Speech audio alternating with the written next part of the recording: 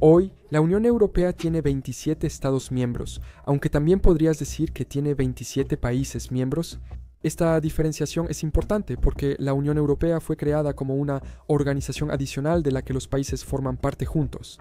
No fue creada para reemplazar las identidades nacionales con una sola identidad europea.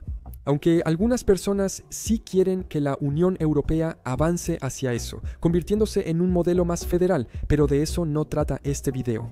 Menciono esto porque si la Unión Europea se hubiera creado desde cero, adoptando el concepto de un solo país europeo, como lo son los Estados Unidos, quizá también se habría producido una reorganización territorial a nivel interno, reorganizando el territorio de los Estados miembros para adaptarlo a algún tipo de conveniencia administrativa. ¿Y si esto hubiera pasado? En 1920, al imaginar un proyecto que permitiera a Europa vivir en paz, se presentó una idea bastante loca. Saqué la información de un excelente artículo que dejaré en la descripción. El objetivo principal parecía ser asegurar la paz, pero también asegurar que Alemania estuviera dividida. Su solución: dividir toda Europa junto con ella, pero también unirla bajo un solo Estado. Según este plan insano que se publicó en un folleto, la mayor parte del continente europeo, esencialmente Europa Central, sería gobernada en un Estado unitario con su capital en Viena, que sería renombrada como capital de la Unión San Esteban. Viena tiene una catedral de San Esteban, tal vez de ahí viene el nombre. San Esteban es mártir cristiano y símbolo religioso de la ciudad. En esta unión, los países europeos se disolverían y sus fronteras desaparecerían.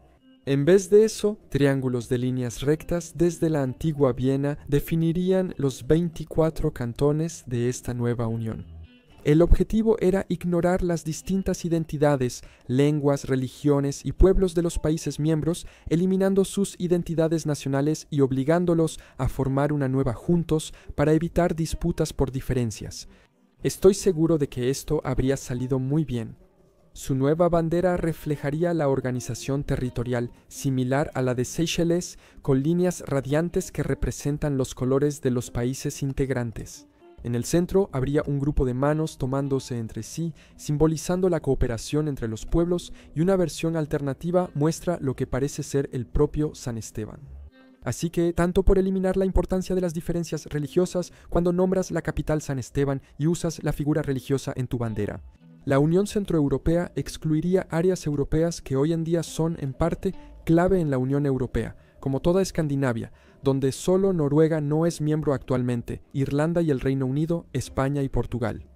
El norte de Italia se uniría, pero el centro sería un estado papal. Aquí realmente podemos notar cómo esto estaba sesgado hacia el cristianismo. El Imperio ruso seguiría al margen, manteniendo sus territorios en Europa del Este. Es curioso que el autor pensara que el Imperio ruso existía en 1920, ya que la revolución que creó la Unión de Repúblicas Socialistas Soviéticas fue en 1917. Algunos otros estados independientes también permanecerían fuera de la Unión, como Bulgaria y Grecia, que obtendría Sicilia y el sur de Italia, pero no recibirían ninguna parte de Tracia, que hoy en día posee. Esto es realmente caótico, es una lástima que no pude encontrar el folleto completo para el video. Sería interesante saber si había alguna justificación para la organización de estos estados independientes. Serbia y Albania se unirían en un solo estado. Todos sabemos lo bien que se llevan, mientras que el resto de los Balcanes se dividiría entre los cantones. Los Balcanes literalmente causaron la guerra de la que acababan de salir. ¿Cómo podría alguien pensar que sería una buena idea dividirlos con líneas rectas y unir Serbia y Albania? Además, ¿por qué partes de Serbia estarían dentro de cantones mientras que otras no? Realmente no parece haber ninguna lógica en el plan y casi parece una sátira. Además, los 3 accesos al Mediterráneo serían zonas neutrales. Suez, Gibraltar, Ceuta y Constantinopla, incluidos los Dardanelos, probablemente serían gestionados por la Liga de las Naciones o una organización similar. Esto en realidad fue parte de algunas propuestas de paz en ese momento, pero nunca sucedió realmente en estos lugares. El control del Bósforo y los Dardanelos se propuso bajo mandato internacional en el Tratado de Sèvres de 1920, un tratado agresivo que desmanteló el Imperio Otomano y otorgó tierras en Turquía a potencias europeas.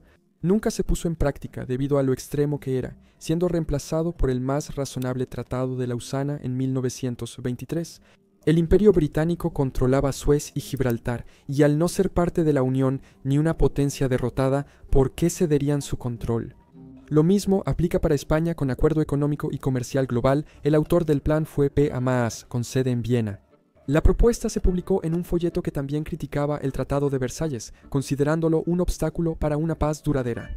Tenía un punto válido, pero su propuesta, aunque buena al unir Europa, falló en la presentación y podría causar más problemas que el Tratado de Versalles, sobre todo en países del antiguo Imperio austrohúngaro y los Balcanes, deseosos de independencia, pero que aquí se verían forzados a otra unión. En el folleto escribió: los estados-nación están divididos, pero se unen al crear subregiones donde todas las naciones se fusionan. Cada cantón debía llevar el nombre de su ciudad capital. El mapa original muestra cada uno: Múnich, París, Berlín, Ginebra, Budapest y Varsovia, entre otros. Algunos no tienen mucho sentido, como que Marsella sea capital del cantón del norte de Italia solo por ser parte de él. ¿Por qué no Venecia o Milán? La capital de Viena no era un cantón, sino más bien un territorio circular en el centro del mapa de la Unión. Aparentemente, él realmente quería construir un muro circular alrededor de ella con 24 puertas que llevaban a cada uno de los cantones.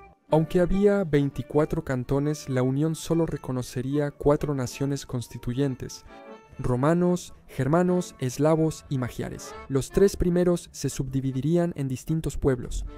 Esto no tiene sentido. Quise unir a todos, pero estas personas obtienen un estatus específico. ¿Por qué unir estos países y excluir el sur de Europa y Escandinavia? Si la idea era una utopía total, ¿por qué no incluir todo el continente? Propuso que todas las colonias de esos países antiguos se unieran y se administraran juntas. La mayoría de estos países no tenía imperio colonial.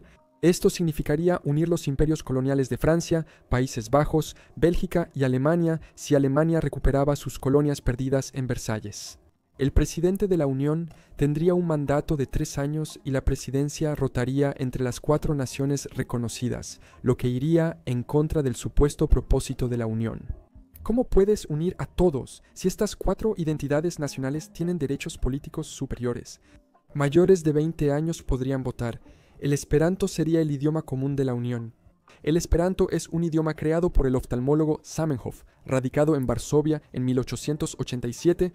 Fue concebido como idioma universal secundario para la comunidad internacional, pero nunca se popularizó realmente. Como vimos, estas serían las banderas nacionales de la Unión, pero cada cantón también tendría su propia bandera, todas siguiendo el mismo diseño y usando los colores del lugar donde se encontraba la ciudad capital. A pesar de dar sus iniciales y apellido, el autor no quiso revelar su identidad al publicar el folleto. En él también afirmó: algún día, aunque tarde, el conocimiento de la verdad prevalecerá y quizás muchas cosas que he simulado serán realizadas. Supongo que tenía razón en esto. Algunos conceptos que propuso se volvieron realidad. Se creó una comunidad europea que evolucionó en la Unión Europea, pero sin el absurdo de su idea, manteniendo fronteras sin favorecer nacionalidades y permitiendo la unión de países de toda Europa. Quizás esa sea la parte más extraña de la propuesta. Quería diseñar tanto la Unión Europea como la existencia del resto de Europa fuera de ella, buscando reemplazar los términos de la Paz de Versalles. Con respecto a su identidad, declaró: he informado a un notario mi nombre, profesión y papel como autor y editor de esta obra de paz, y solo se anunciará cuando las 4 naciones principales de la Unión hayan expresado públicamente su juicio.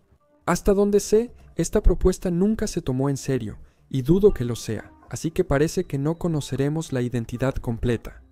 Ese fue el excéntrico plan de 1920 de un hombre, para dividir Europa Central en territorios tipo rebanada de pastel y formar una Unión Europea Central, diciendo que eliminaría diferencias nacionales y religiosas, aunque favorecía al catolicismo y a 4 nacionalidades.